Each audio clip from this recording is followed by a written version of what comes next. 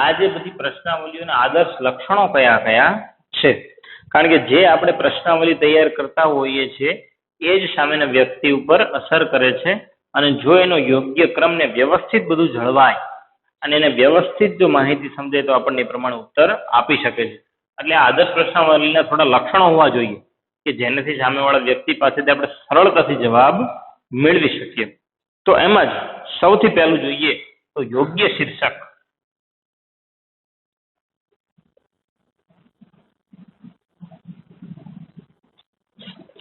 કે જે આજે આપણે પ્રશ્નાવલી તૈયાર કરી છે એનું શીર્ષક યોગ્ય હોવું જોઈએ કે આ બધા પ્રશ્નો તમે પૂછો છો પણ એનો મુખ્ય હેતુ શું છે એને અનુરૂપ આપણું શીર્ષક હોવું જોઈએ કે હા તમે આજે આ બધા પ્રશ્નો અમારી સમક્ષ લાવ્યા છો પણ તમારો હેતુ શું છે અને આની અંદર જે બધા પ્રશ્નો છે એનો સાર શું છે.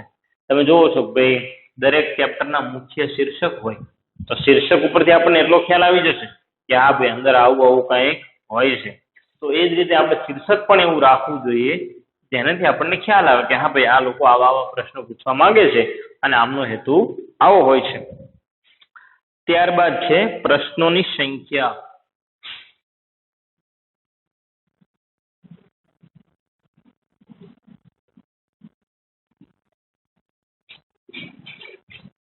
હવે આપણને ખ્યાલ છે કે આપણે સંપૂર્ણ પ્રશ્નાવલીની દ્વારા જ આપણે માહિતી ભેગી કરવાની છે. તો એનો મતલબ કે આપણી પાસે 100 પ્રશ્નો હોય 200 પ્રશ્નો હોય ના, એટલા બધા પ્રશ્નો હોવા જોઈએ નહીં. અને બિનજરૂરી પ્રશ્નો આપણે સતત દૂર કરતા રહેવાનું છે, કારણ કે જો અંદર બિનજરૂરી પ્રશ્ન આવ્યા અથવા વ્યક્તિને કંઈક અંગત પ્રશ્ન આવી ગયા તો એ જવાબ આપશે નહીં. તો બને ત્યાં શક્ય હોય ત્યાં સુધી એવા બિનજરૂરી પ્રશ્નો દૂર કરવાના છે. અને વધીને આપણા 15 થી 30 પ્રશ્નોમાં આપણી પ્રશ્નાવલીની સંપૂર્ણ માહિતી આપણને મળે, આપણો હેતુ પણ પૂરો થઈ જાય અને સામેવાળાને કંટાળાજનક પણ ન લાગે એ રીતે આપણે પ્રશ્નોની સંખ્યા રાખવાની છે. ખૂબ ઓછા અને મર્યાદિત પ્રશ્નો આપણે રાખીએ અને મુખ્ય જ પ્રશ્ન આપણે રાખીએ કે જેનાથી આપણને બધા જવાબ મળી જતા હોય છે. ત્યારબાદ આવે છે ટૂંકા પ્રશ્નો.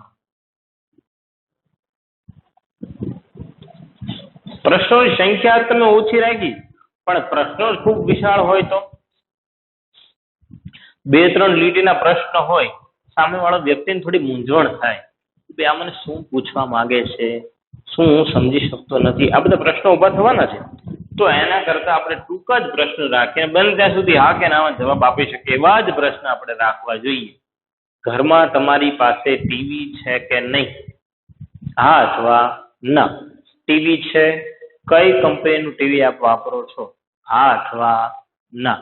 અને ટીવી જો વાપરો છો હા તો તમે કઈ કંપની વાપરો છો? તો કે LG અને સોની. એ રીતે હવે કંપનીનું પૂરું નામ જાણીને આપણે શું કામ હોય, ક્યારે લીધું એનું શું કામ હોય, તો આવા બધા પ્રશ્ન જવા દેવાના. પ્રશ્નોની સંખ્યા ઓછી કરવાની છે અને શક્ય હોય ત્યાં સુધી આપણે ટૂંકા પ્રશ્નો રાખવાના છે. પછી છે પ્રશ્નોની ગોઠવણી.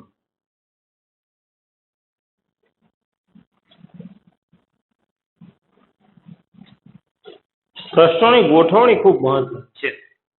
જો આપણે પ્રશ્નની ગોઠવણી વ્યવસ્થિત અને ક્રમબદ્ધ રાખીએ તો આપણને માહિતી પણ એ જ રીતે મળે છે અને સામેવાળો વ્યક્તિ પણ મૂંઝાતો નથી. હવે આપણે સિમ કાર્ડની કોઈ કંપની છે એ વ્યક્તિને પૂછે છે, પ્રશ્ન કરે છે કે ભાઈ તમે કયું સિમ કાર્ડ વાપરો છો? તો એમ કે હું એ સિમ કાર્ડ વાપરતો નથી. તો પછી પ્રશ્ન એમ ન પૂછે કે તમે મોબાઈલ વાપરો છો કે નથી વાપરતા? તેમ કે મોબાઈલ જ નથી તો સિમ કાર્ડ ક્યાંથી હોય? તો એ પ્રશ્નની ગોઠવણી આપણી સાચી ન કહેવાય. પહેલો પ્રશ્ન ખરેખર આપણે એમ પૂછવો જોઈએ કે શું તમે મોબાઈલનો ઉપયોગ કરો છો? તો કે હા કરીએ છીએ. શું તમે એમાં સિમ કાર્ડ જે છે એક સિમ કાર્ડ છે, 2 સિમ કાર્ડ વાળો ફોન છે, પછી એમાં નેટ વાપરો છો? તો ઘણી વખત તો એમ પૂછે શું તમે નેટનો ઉપયોગ કરો છો, ઇન્ટરનેટનો? પણ ભાઈ એની પાસે મોબાઈલ કયો છે, સિમ કાર્ડ કયું છે એ તો પેલા જાણો. પ્રશ્નોની ગોઠવણી કરો. જેટલી પ્રશ્નોની આપણે વ્યવસ્થિત ગોઠવણી કરશું એટલે આપણને પણ મજા આવશે ને એને પણ મજા આવશે અને આ જવાબ પણ આપણને સારી રીતે મળે. વિકલ્પ વાળા પ્રશ્ન રાખવા.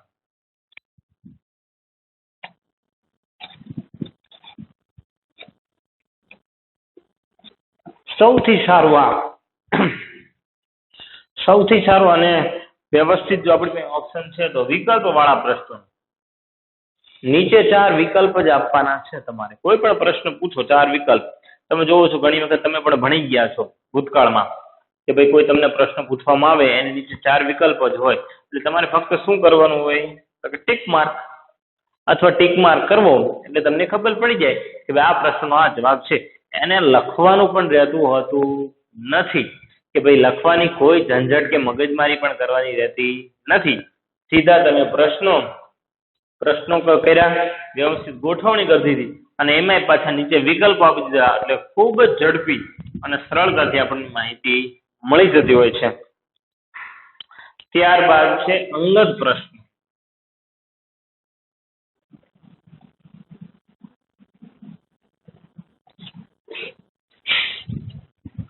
હવે અંગત પ્રશ્નોમાં કેવું થતું હોય છે, જો આપણે માહિતી એ વ્યક્તિની કોઈ મિલકતને લાગતી વળગતી હોય એની લેવાની હોય તો વ્યક્તિના જીવનના અંગત પ્રશ્નો પૂછવાનું ટાળવું જોઈએ. એના જીવનમાં જે પણ કદાચ કોઈ પ્રશ્ન હોય, એના જે પણ જીવન હોય એની વિશે આપણે જાણવાનો પ્રયત્ન કરવો જ ન જોઈએ. કારણ કે નહીતર ઘણી વખત વ્યક્તિને એમ થાય કે આ મારી પર્સનલ લાઈફ છે એમાં ઇન્ટરફિયર થાય છે, એમાં દખલગીરી કરીને મારી પાસેથી માહિતી મેળવે છે. તો વ્યક્તિ એવું પણ બને કે તમને પ્રશ્નાવલીના એક પણ જવાબ ના આપે. બરોબર છે. આપણી જે માહિતી છે, આપણો જે ઉદ્દેશ છે એ જ ઉદ્દેશને ધ્યાનમાં લેવાનો છે અને એ ઉદ્દેશથી આપણે પણ ભટકવાનું નથી અને સીધા એ જ પ્રશ્ન કરવાના છે. અંગત જીવનના કોઈ પ્રશ્ન શક્ય હોય ત્યાં સુધી કરી શકાય નહીં, જેનાથી આપણને પણ ગેરફાયદો થાય અને એના મગજમાં પણ થોડા પ્રશ્નો ઊભા થતા હોય છે. એટલે આ એક ખાસ ધ્યાન રાખવાનું હોય છે પ્રશ્નાવલીની રીતમાં.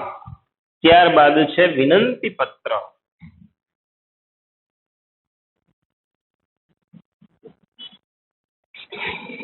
વિનંતી પત્ર એટલે શું કે તમે સરસ મજાની પ્રશ્નાવલી ભરાવો છો અને એની સાથે જો એક સરસ મજાના સારા વ્યવસ્થિત ભાવ પ્રમાણે તમે વિનંતી પત્ર મૂકો. ભાવ એટલે મનનો ભાવ કે ભાઈ તમે આ બધા પ્રશ્નોનો જવાબ આપશો એવી અમારી લાગણી છે અને અમે તમારા પ્રશ્નોનો ક્યાંય પણ ગેરઉપયોગ કરવાના નથી અને તમે અમારી પર વિશ્વાસ રાખીને જો અમે કામ કરશો તમને ખૂબ લાગણી થશે, એવા સારા સારા શબ્દ વાપરવાના અને વિનંતીનો ભાવ પ્રગટ કરવાનો કે તમે જો આ માહિતી આપો તો તમારો ખૂબ આભાર અમે માનીશું, અમે વિનંતી કરીએ છીએ કે તમે માહિતી આપો. હવે તમે એમ કહો કે તમારે ફરજિયાત માહિતી આપવી જ પડશે તો જરૂરી નથી કે સામેવાળા બધા વ્યક્તિ તમને માહિતી આપે જ. પોતાના માલિક હોય છે, ન પણ આપે એટલે ત્યાં પછી માલિકીનો ભાવ પેદા કરાય નહીં. આવી જગ્યાએ વિનંતીના ભાવ પેદા કરવાના હોય છે કે અમારી નમ્ર વિનંતી છે, નમ્ર અપીલ છે કે તમે અમને અમારી સાથે જોડાઓ અને સહભાગી બનશો તો અમને મદદરૂપ થઈ શકો એવી અમારી વિનંતી. આવા બધા શબ્દો, સારા સારા શબ્દો વાપરવાના કે જેનાથી સામેવાળાના વ્યક્તિ ઉપર સારી અસર પડતી હોય છે. અને છેલ્લું છે હેતુલક્ષી પ્રશ્ન.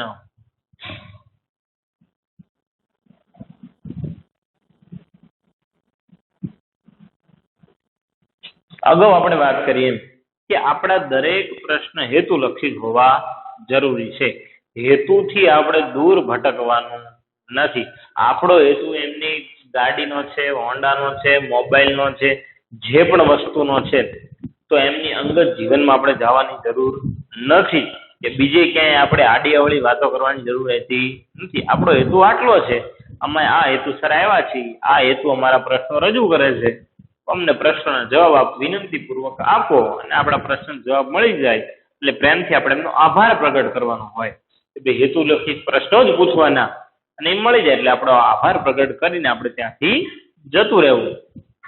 તો આ વાત છે ભાઈ આદર્શ પ્રશ્નાવલીના લક્ષણોની કે જે આપણે આદર્શ પ્રશ્નાવલી બનાવીએ છીએ એમાં કયા કયા લક્ષણો હોવા જોઈએ કે જેનેથી આપણે માહિતી એકઠી કરી શકીએ એ પણ ખૂબ સારી રીતે અને સારા પ્રમાણમાં. તો આજે આપણે પ્રાથમિક માહિતી એકત્ર કરવાની મુખ્ય 3 રીત જોઈ, બરોબર છે, અને સાથે સાથે આ આદર્શ પ્રશ્નાવલીના લક્ષણો પણ જોઈ લીધા છે. ત્યારબાદ હવે જોવાનું છે કે ટપાલ દ્વારા જે પદ્ધતિ આપણે બે છે, ટપાલ દ્વારા અને આગણક દ્વારા. એમાં ટપાલની જે પદ્ધતિ છે, ટપાલ દ્વારા પ્રશ્નાવલી, એનાથી થતા લાભાલાભ. નવો મુદ્દો છે આપણી માટે.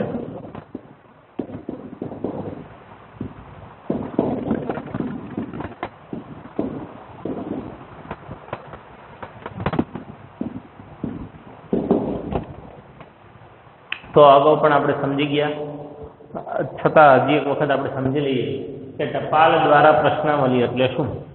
કે જ્યારે આપણે સંશોધક કે આપણે જે છીએ એને માહિતીની જરૂર પડે ત્યારે ટપાલ વ્યવસ્થિત એક ટપાલમાં પ્રશ્નો તૈયાર કરવા, પ્રશ્નોના ક્રમને એ બધું આપણે જોયું, આદર્શ પ્રશ્નાવલીના લક્ષણો જે પ્રશ્નાવલી પ્રમાણે તૈયાર કરવાની છે. પછી આપણે જ્યાં જે વિસ્તારમાં આપણે તપાસ કરવાની છે ત્યાંથી આપણે મોકલવાની છે અને ત્યાં લોકો પછી એ પ્રશ્નો વાંચે એના જવાબ આપે અને એની સાથે આપણી જ કંપનીનું સરનામાવાળું પરબીડિયું પણ સાથે મોકલવાનું છે ટિકિટો સાથે. એટલે એ પ્રશ્નાવલીના જવાબ આપીને એ કવરમાં જવાબો નાખી આપણને ફરી પાછા પોસ્ટ કરી શકે. તો આ જે વાક્ય હતી ટપાલ દ્વારા પ્રશ્નાવલી હતી. આજ આપણે એના લાભાલાભની વાત કરવાની છે. એનાથી ફાયદા અને ગેરફાયદા, દરેક પદ્ધતિના ફાયદા અને ગેરફાયદા છે. એના ફાયદા શું છે? ટપાલ પદ્ધતિ છે આપણી પ્રશ્નાવલી વાળી, એના ફાયદા શું છે? તો એમાં સૌથી પહેલા જોઈએ ફાયદામાં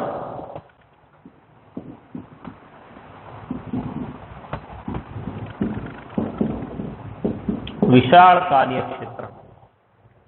જ્યાં આપણે સંશોધન કરવાનું છે એનું કાર્યક્ષેત્ર ખૂબ વિશાળ હોય, ખૂબ મોટું હોય, તો એવા સમયે આપણે આ પદ્ધતિનો ઉપયોગ કરી શકીએ કે ભાઈ ટપાલ દ્વારા આજે આપણે 20, 25, 50, 100, 200, 500 જેટલા પણ આપણે ટપાલો તૈયાર કરવી છે તૈયાર કરીને આપણે અલગ અલગ જગ્યાએ વહેંચી શકીએ અને તેના આપણે જવાબ મેળવી શકીએ. વિશાળ કાર્યક્ષેત્ર ખૂબ મોટું હોય ત્યારે આ પદ્ધતિનો આપણે ઉપયોગ કરી શકાય, વધુ હિતાવહ છે. પછી ત્યાર પછી બીજો ફાયદો છે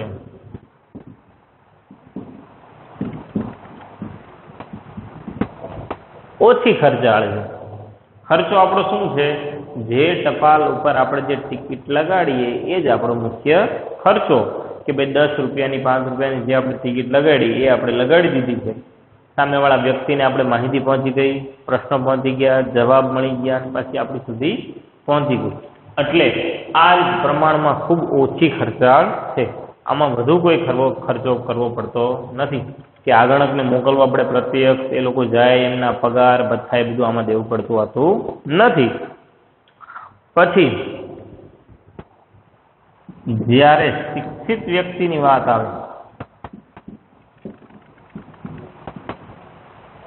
જ્યારે આપણે માહિતી ફક્ત એક શિક્ષણ જગતમાંથી મેળવવી છે, શિક્ષિત વ્યક્તિઓ પાસેથી મેળવવી છે, ત્યારે ટપાલ દ્વારા પ્રશ્નાવલી ખૂબ ઉત્તમ રીત છે. કારણ કે આપણે જે ટપાલ મોકલીએ છીએ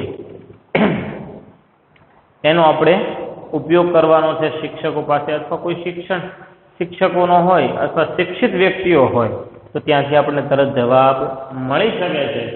શિક્ષિત વ્યક્તિઓનો જ્યાં આપણે માહિતી ભેગી કરવાની હોય ત્યાં આ રીતે આપણને ખૂબ ઉપયોગી છે. ત્યારબાદ ઝડપ.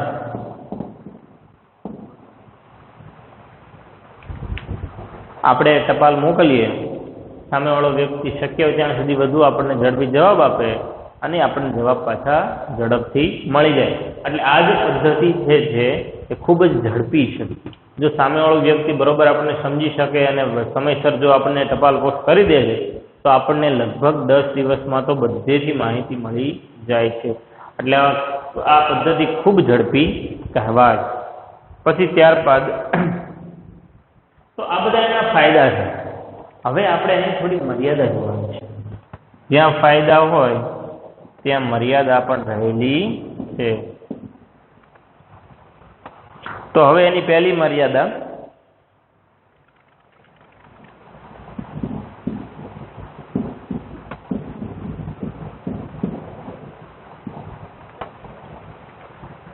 અશિક્ષિત વ્યક્તિ પાસેથી માહિતી મેળવવી. હવે આજે આપણે જો શિક્ષણ જગત સાથે અથવા શિક્ષિત એરિયામાં આપણે જતા હોય છે તો પ્રશ્ન જુદો હોય છે, પણ અમુક વખતે માહિતી આપણે ગામડામાંથી પણ એકઠી કરવાની હોય છે, ખેડૂતો પાસેથી અમુક માહિતી જ્યારે એકઠી કરવાની હોય બની શકે ત્યારે આ પદ્ધતિનો આપણે ઉપયોગ કરી શકીએ નહીં. કારણ કે ઘણી વખત ત્યાં શિક્ષણનો અભાવ હોય છે, શિક્ષણ પૂરું હોતું નથી, એ લોકો આપણે પ્રશ્નો સમજી નથી શકતા. એ લોકો જવાબ ક્યાંથી આપે પછી આપણને? એટલે જ્યાં અશિક્ષિત માહોલ હોય ત્યાં આ પદ્ધતિનો ઉપયોગ કરી શકાય નહીં. ત્યાં ફરજિયાત આગણકોને જ આપણે મોકલવા પડે છે જેથી આપણને માહિતીનો જવાબ મળે. તો ત્યાં એક આપણો ગેરફાયદો છે. પછી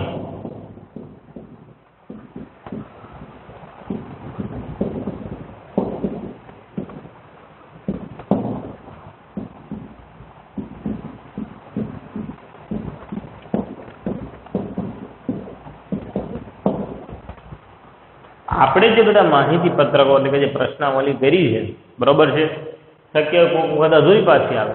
હવે આપણે ટપાલ સાથે આપણે તો જવાના નથી, જે તે વ્યક્તિના હાથમાં ટપાલ મળી જવાની છે.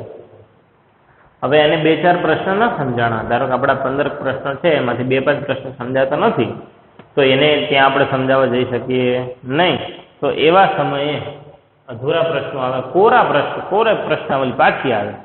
સામેવાળું વ્યક્તિને ઘણી વખત દુરાગ્રહ હોય, વ્યક્તિ સમજી ન શકે, અભણ વ્યક્તિ હોય, તો એ કોરા તરત પાછા મોકલી દે. અને ક્યારેક એવું પણ બને કે પરત ન પણ આવે, એ લોકો ફાડી દે, નાખી દે, અથવા એ લોકો સમજે કે ભાઈ આ કંઈક માહિતી આપણી અંગત માહિતી લેવા માંગે છે, એનાથી આપણું નુકસાન જશે, પૈસાનું નુકસાન. તો એવું કંઈક જો સમજવામાં આવે તો આપણને માહિતી મળતી નથી. ત્યાં આ રીતની આપણી મોટી મર્યાદા એક છે. પછી છેલ્લું,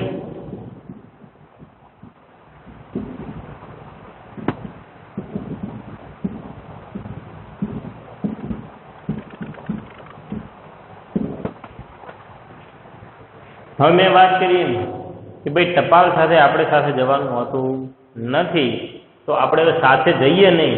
તો હવે ઘણી વખત એ લોકો ટપાલ ખોલે, એમાં બધા પ્રશ્નો જોવે, એ પ્રશ્ન ન પણ ખબર પડે તો જ અધૂરા કોરા આવે ને પાછા.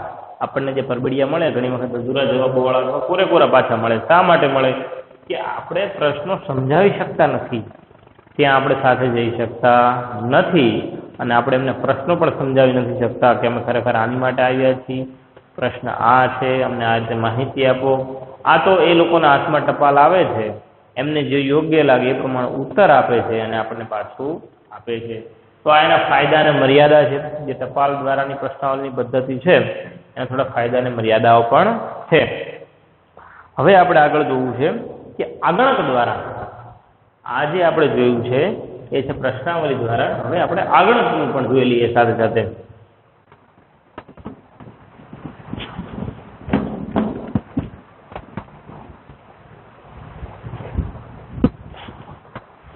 કે આગણક દ્વારા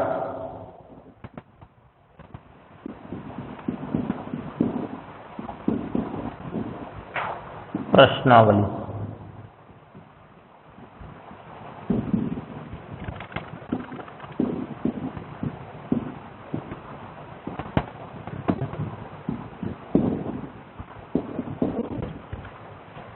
તો ટપાલની પદ્ધતિ આપણે સમજ્યા ત્યારે સાથે સાથે આગળની પણ સમજ્યા હતા, છતાં અહીંયા ફરી વખત આપણે સમજી લઈએ. હવે આ પદ્ધતિમાં શું હોય છે કે આપણે ટપાલ મોકલતા નથી, કંપની એક આગણકો રોકે છે કે ભાઈ માણસો રોકે છે અને માણસોને મોકલે છે જે તે વિસ્તારમાં, કે જે તે વિસ્તારમાં તમે જાઓ, તમારી પાસે સરસ સુદૃઢ પ્રશ્નાવલી છે, આ પ્રશ્નાવલીમાં ઉત્તરો ભરાવીને તમે પાછા આવો. તો આ રીતે આ આગણકોને આપણે મોકલવાના હોય છે અને રૂબરૂ જઈને એ લોકો માહિતી એકઠી કરતા હોય છે. તો હવે અહીંયા એના લાભ અને મર્યાદા આપણે જોશું. તો એમ ફાયદામાં પહેલું, યોગ્ય આગણકો.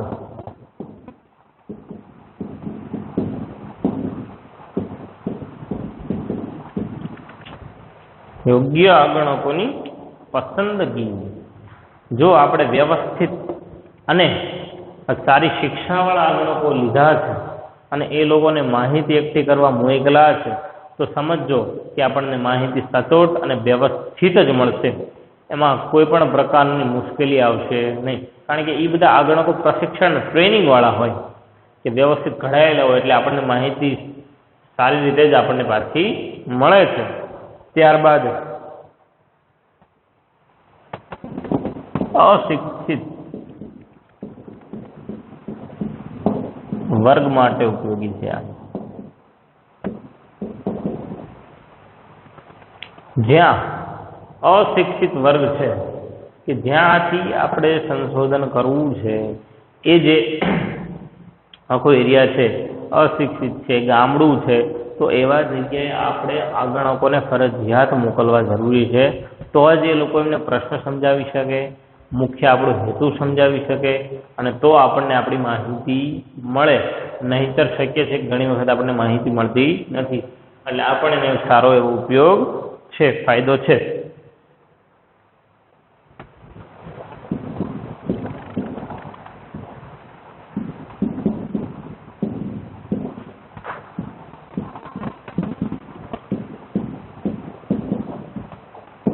હવે અહીંયા પ્રશ્નાવલી જે છે એ પૂરેપૂરી ભરીને નાખવાની છે, કારણ કે આગળ એમની પાસે જ બેઠા છે કે ભાઈ આ પ્રશ્ન છે, બોલો તમારો જવાબ શું છે, તરત જવાબ મળશે.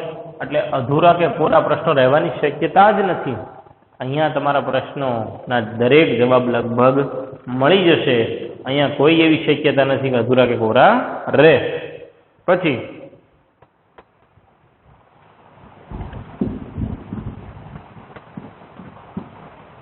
વિશ્વસનીયતા ખૂબ અગત્યની વસ્તુ છે કે આ જે વિશ્વસનીયતા છે એ આપણી વધી જશે.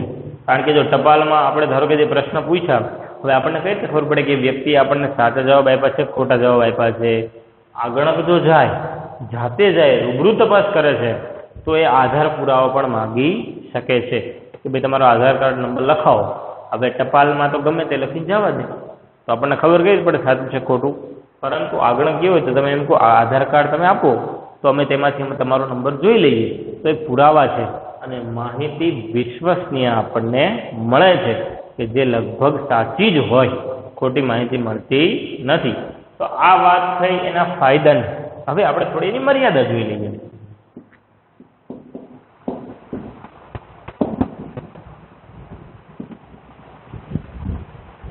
તો મર્યાદામાં પહેલી મર્યાદા,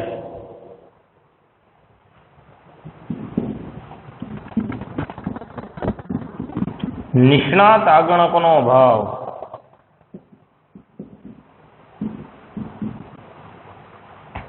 હવે આગણકો આપણે જોઈએ, આપણી માહિતી ખૂબ વ્યવસ્થિત અને થોડી ઊંચી છે, એટલે કે થોડીક શિક્ષિત વર્ગ સમજી શકે તેવી જ.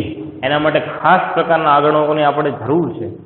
પણ એવા આગણકો, નિષ્ણાત આગણકો આપણને મળે જ નહીં તો આપણે માહિતી સાચી લઈ શકીએ નહીં. કારણ કે જો આગણક જ નથી સમજતા તો તે પછી વ્યક્તિને કઈ રીતે સમજાવી શકે? એ સમજાવવું અશક્ય છે. એટલે જો નિષ્ણાત આગણકોનો અભાવ હોય તો આ માહિતીમાં આ પદ્ધતિ આપણને યોગ્ય ઠરતી નથી, આપણને જ નુકસાન જાય છે. પછી વિશાળ ક્ષેત્ર હોય,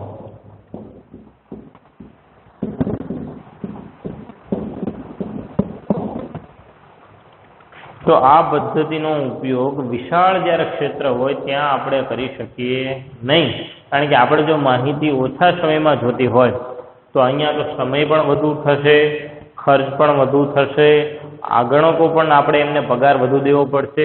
તો અહીંયા બધું જ વિશાળ ક્ષેત્રે આ પદ્ધતિ યોગ્ય ઠરતી નથી. એ પદ્ધતિનો આપણે ઉપયોગ કરી શકતા નથી. અને એની જેવું જ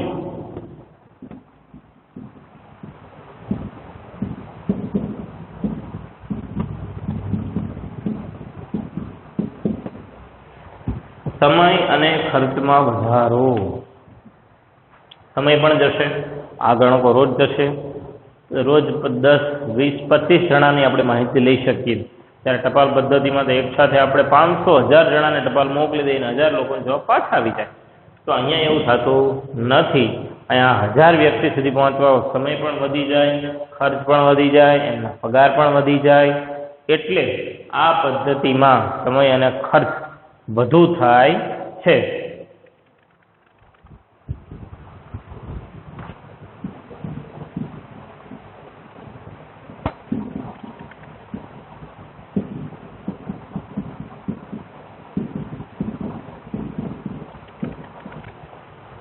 આપણે અમુક વખત જે માહિતી જોઈ છે એના માટે આપણને યોગ્ય અને નિષ્ણાત આગણકો મળતા નથી, તો એવા સમયે કંપની ઘણી વખત પહેલા એને ટ્રેનિંગ આપવાનો ખર્ચ કરે છે કે બિન તાલીમી આગણકોને તાલીમ આપવાની વાત છે. હવે તો આ તો ખર્ચ કરતાં ખર્ચ વધી જાય.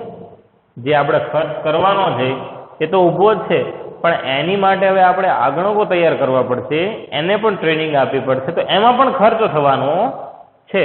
તો આ બધા જે ખર્ચા થવાના છે એમાં આપણે ખર્ચા સતત વધતા જશે, તો ત્યાં આ માહિતી આ પદ્ધતિનો આપણે ઉપયોગ કરી શકતા નથી. તો આ વાત છે આગણકો દ્વારા પ્રશ્નાવલીની પદ્ધતિ, એના ફાયદા અને ગેરફાયદા. તો હવે આ બધી આપણે પ્રત્યક્ષ પરોક્ષ રીત જોઈ લીધી છે. હવે આપણે છેલ્લા ટોપિક તરફ આગળ વધીએ. ગૌણ માહિતી. ગૌણ માહિતીના પ્રાપ્તિ સ્થાનો. અગાઉ આપણે જોયેલી પ્રાથમિક માહિતી અને ગૌણ માહિતી.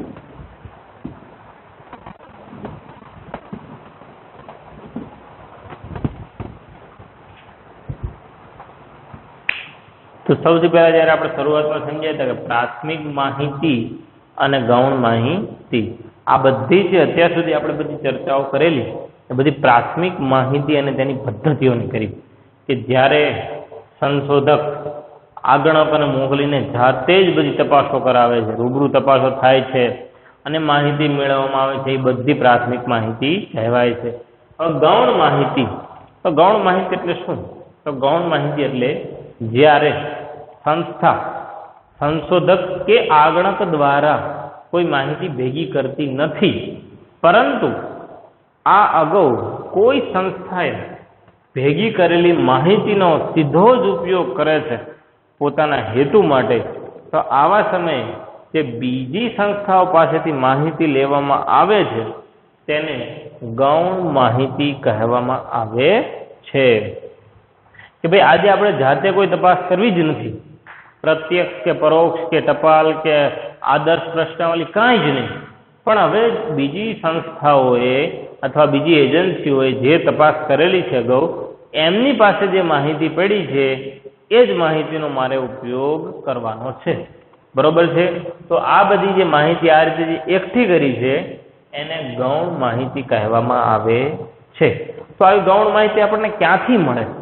આજે આપણે હવે આપણો કોઈ હેતુ છે, ઉદ્દેશ છે કે મારે આટલી માહિતી જોઈ છે, પણ ક્યાંથી મળશે? તો એના મુખ્ય બે પ્રકાર છે, તો પ્રકાશિત અને બિન પ્રકાશિત પ્રાપ્તિ સ્થાનો.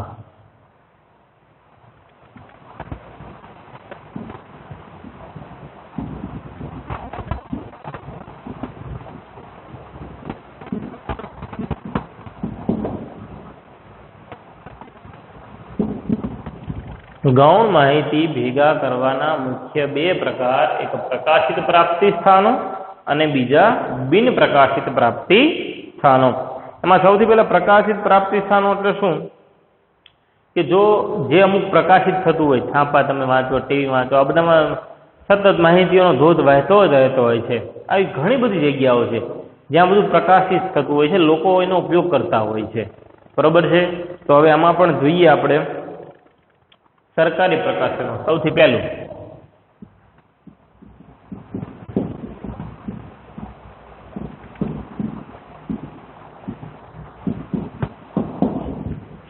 છે સરકારી પ્રકાશનો. તો કેન્દ્ર સરકાર અને રાજ્ય સરકાર કેટલીક આંકડાકીય માહિતી એકઠી કરીને પ્રકાશિત કરે છે જે આપણને ઉપયોગી બને છે. અમુક માહિતી કેન્દ્ર સરકાર અને રાજ્ય સરકાર સતત એમની પાસે આવતી હોય છે, લોકો એકઠી કરતા હોય છે. ઉદાહરણ તરીકે આપણે જોઈ લો કે ભાઈ આયાત નિકાસના આંકડા, જન્મ મરણના આંકડા. તો આપણે જન્મ નોંધણી કરાવવા જઈએ છીએ, મૃત્યુની નોંધણી કરાવવા જઈએ છીએ, જે આયાત અને નિકાસ થાય છે એ બધી માહિતી ત્યાં મળી રહે છે. એટલે આપણું જો કોઈ એવું સ્થાન છે કે આપણે જાણવું છે કે ભાઈ આ મહિનામાં કેટલા નવજાત શિશુઓનો જન્મ થયો, તો આપણે જાતે જાણવાની જરૂર નથી. આપણે સીધા જ કોઈ સરકારી પ્રકાશનનો ઉપયોગ કરી લઈએ અને ત્યાંથી આપણે માહિતી મેળવી શકીએ છીએ. બીજું છે અર્ધ સરકારી પ્રકાશનો.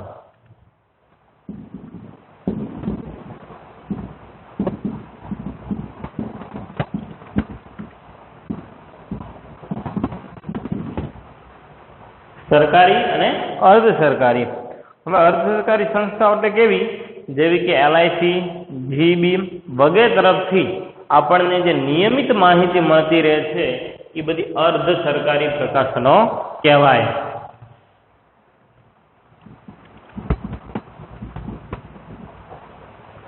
LIC અને GB જે આ બધી સંસ્થાઓ છે એ બધી અર્ધ સરકારી સંસ્થાઓ છે.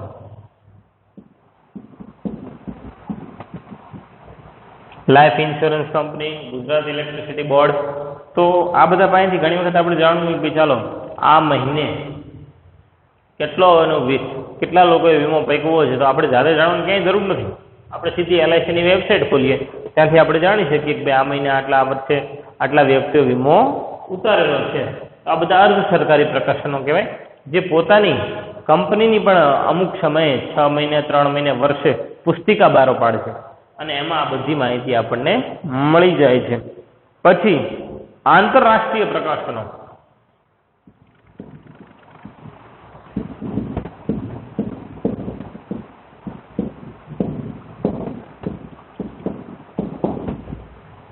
આંતરરાષ્ટ્રીય પ્રકાશનો એટલે કે ભાઈ આંતરરાષ્ટ્રીય સંગઠનો જેવા કે યુનો,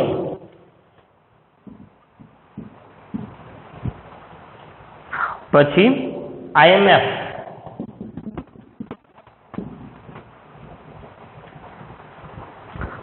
તો આ બધી જે સંસ્થાઓ છે એમના દ્વારા પ્રકાશિત કરવામાં આવે છે. United Nation Organization, International Monetary Fund, World Health Organization, તો આ બધા પોતાની માહિતી પ્રકાશિત કરે છે. કારણ કે લેટેસ્ટમાં છે અત્યારે કોરોનાના લીધે વિશ્વમાં આજે કેટલા કેસો નોંધાયેલા છે, તો એ આપણે WHO ની વેબસાઇટ ઉપરથી મળી જશે કે ભાઈ વિશ્વમાં કોરોનાના આટલા કેસ નોંધાયેલા છે, આટલા મૃત્યુ પામ્યા છે. તો આપણે ક્યાંય માહિતી એકઠી કરવા જવાની નથી. WHO ની વેબસાઇટ ઉપરથી જ આપણને સીધી મળી જશે કે ભાઈ આજે આટલા મૃત્યુ થયા છે, આજે આટલા કેસ નોંધાણા છે, 5 કરોડ સુધી કેસનો આંકડો પહોંચ્યો છે, તો બધું આપણને WHO ઉપરથી મળી જાય છે. પછી સંશોધક સંસ્થાના અહેવાલો આગળ આવે છે.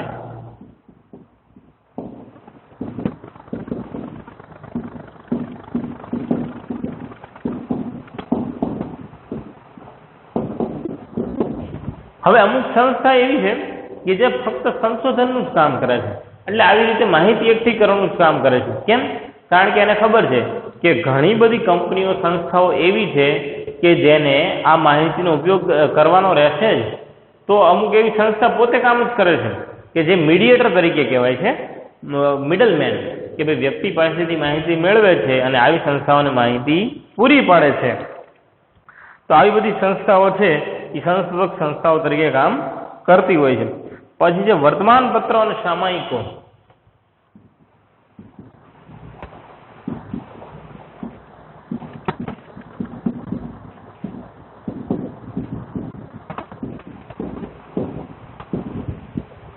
તો ન્યૂઝપેપરની આપણે વાત કરીએ તો અલગ અલગ પ્રકારના છાપા, ગુજરાત સંદેશ, દિવ્ય ભાસ્કર, તો આ બધા છાપાઓમાં પણ રોજ માહિતી ઘણી બધી છપાતી હોય છે જે બહુ મહત્વની હોય છે. તો આ બધી માહિતી પણ આપણે જાણીએ છીએ તો એના ઉપરથી આપણને ખ્યાલ આવે છે કે ભાઈ અત્યારે સોના ચાંદીના ભાવ આટલા છે, અથવા તો આ જગ્યાએ આ કંઈક માહિતી મળે છે. તો આવી બધી નાની મોટી માહિતીઓ વર્તમાન પત્રો અને સામાયિકોમાં આપણને મળતી રહેતી હોય છે. ત્યારબાદ સ્થાનિક સ્વરાજની સંસ્થાઓ.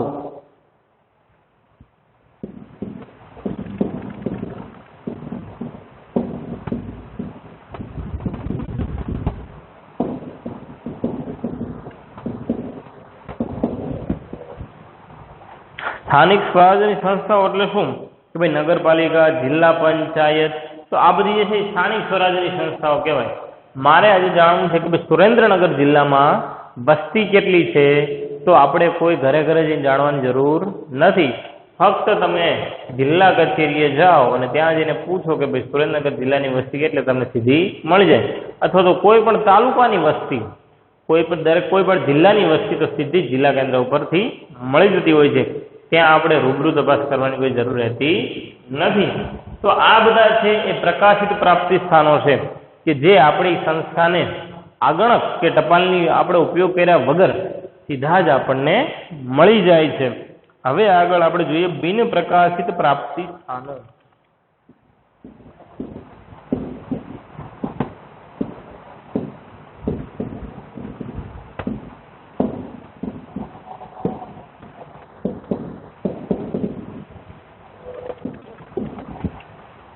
આ વાત છે પ્રકાશિત પ્રાપ્તિ સ્થાનોની.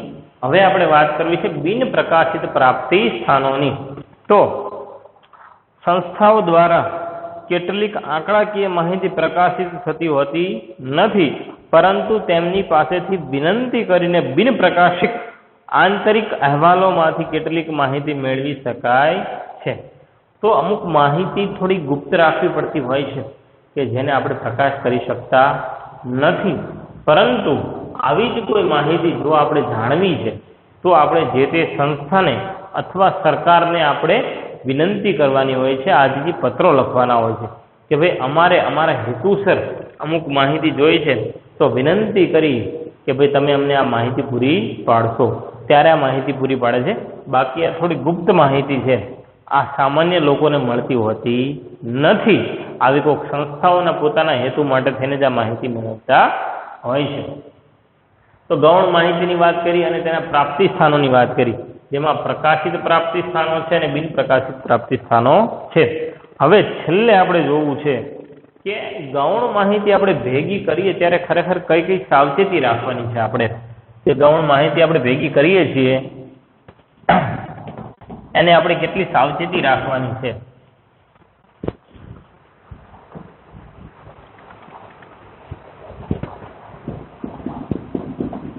ગૌણ માહિતી નો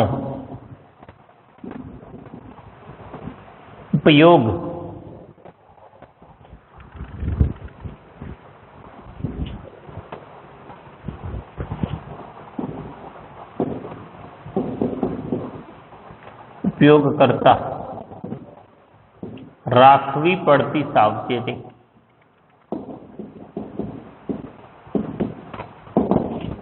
આજે હવે ગૌણ માહિતી જે છે એનો આપણે જાતે તો આપણે તપાસ કરી નથી, આપણે તો બીજા પાસેથી મેળવી છે, જ્યારે પ્રકાશિત કે બિન પ્રકાશિત.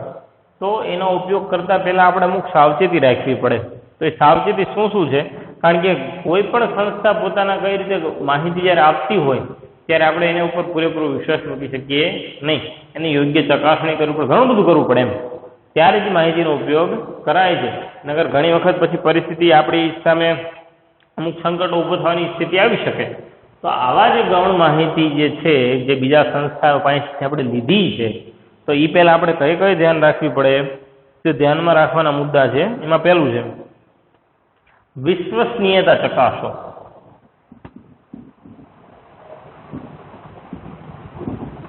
આપણે જે માહિતી લીધી છે બીજા કોઈ પણ પાસેથી, એ ખરેખર કેટલી વિશ્વસનીય છે એ આપણે ચકાસવાની છે.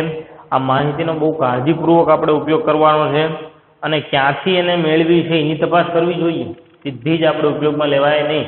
એને ખરેખર કઈ રીતે મેળવી છે, ક્યાંથી મેળવી છે, એ બધું આપણે જાણવું પડે. પછી આપણા અભ્યાસ સાથે સુસંગત હોવું જોઈએ.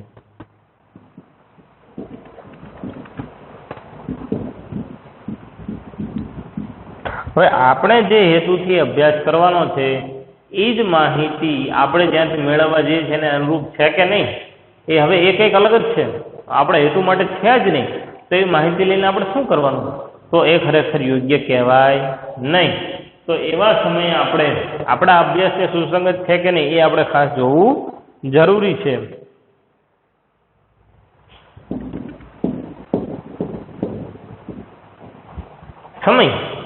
સમય એટલે શું કે ભાઈ આપણે જે માહિતી મેળવી છે તાજેતરની જ છે ને.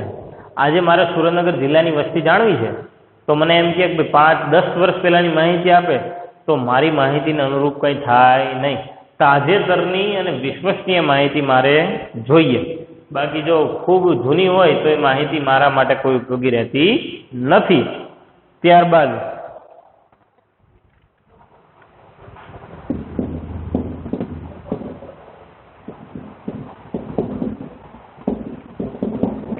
બીજી સંસ્થા કે જેની પાસેથી આપણે આ ગૌણ માહિતી લેવી છે એને કઈ પદ્ધતિથી આ માહિતી મેળવી છે એ પણ આપણે જોવું જરૂરી છે.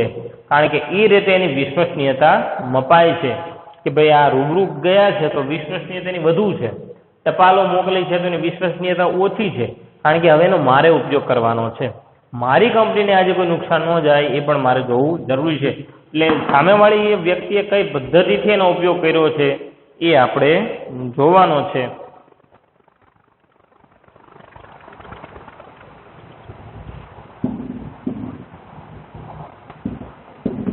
એનું કાર્યક્ષેત્ર આપણે જોવાનું છે કે ભાઈ મારે ધારો કે આ જિલ્લાની આ સ્થળની માહિતી જોઈ છે, આ વિસ્તારની માહિતી જોઈ છે અને હું જે લેવા જઉં છું એ તો બીજા વિસ્તારની માહિતી છે. તો મારે જે આ સંશોધન કરવું છે એમાં માહિતી કંઈ પણ ઉપયોગમાં આવી શકે નહીં. ત્યાં ત્યાં પૂરું થઈ જાય. તો આ રીતે આપણે એનું કાર્યક્ષેત્ર, એનો વિસ્તાર જાણવો જોઈએ. એનો વિસ્તાર શું છે, ખરેખર મારે જે માહિતી જોતી છે એને અનુરૂપ જ છે કે કોઈ બીજો વિસ્તાર છે, તો એ આપણે ખૂબ જાણવું જરૂરી છે. તો આ વાત કરીએ આપણે ગૌણ માહિતી, એના પ્રાપ્તિ સ્થાન અને એના ઉપયોગ કરતી વખતે સાવચેત રાખવાના મુદ્દા. અહીંયા આપણે આ પ્રકરણનું અહીંયા પૂરું કરીએ છીએ અને હવે પછી આપણે પછીનું ચેપ્ટર નંબર 2 માં પ્રવેશ કરીશું.